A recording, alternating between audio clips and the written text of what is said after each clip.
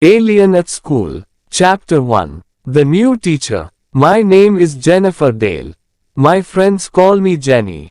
I'm 16 years old and I live near Boston. My town is beautiful and very green.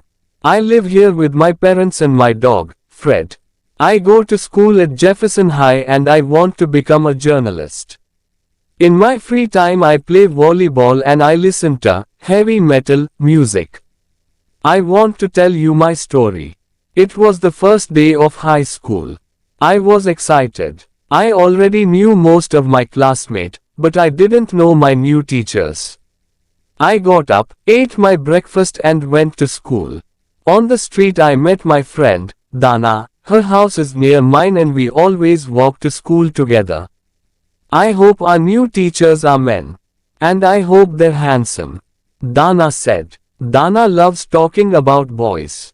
Yes, I need something new and interesting in my life, I answered. We arrived at school and went into our classroom. A young man was inside. Hello, boys and girls. I'm your new science teacher. My name is Mr. Adams. I hope to work well with you this year. Dana and I looked at Mr. Adams. He was tall and thin. He had blonde hair and brown eyes. He didn't seem friendly. We're lucky. I think he's a very handsome teacher.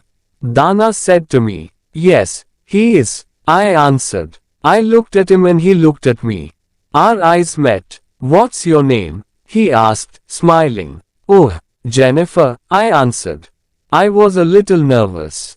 He turned to Dana. And who are you? I'm Dana. Dana gave him a big, enthusiastic smile. At that moment the noise of an airplane attracted our attention. Everyone in the class looked out of the window, but the sun was in front of us. It bothered our eyes. We turned away from the window. Except Mr. Adams. He was at the window and was looking directly at the sun. The sun didn't irritate his eyes. Gee, I thought, how can he look at it like that? The airplane then passed and the lesson continued. When the hour finished, another man walked in. This one had black hair and green eyes. His nose was small and pointed, and he had strangely high cheekbones.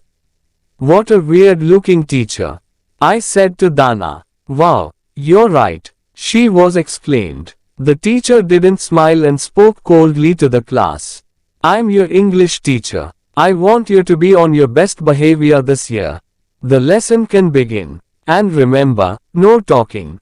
Everyone in class was obviously shocked, but no one said anything. Another student, Steve, raised his hand. What? Asked the new teacher in his cold voice. Excuse me, but what's your name? Mr. Stone, he answered. I then noticed that his voice wasn't just cold. It was metallic and monotonous. Dana looked at me with disappointment.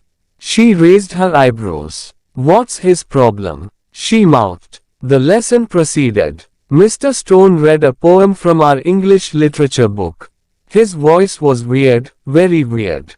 It had no emotion. It was almost robotic. Someone touched me. It was Dana. Isn't he horrible? She whispered. I nodded. The other teachers we met that morning were Miss Smith, the arts teacher, and Mrs. Ching, who taught math.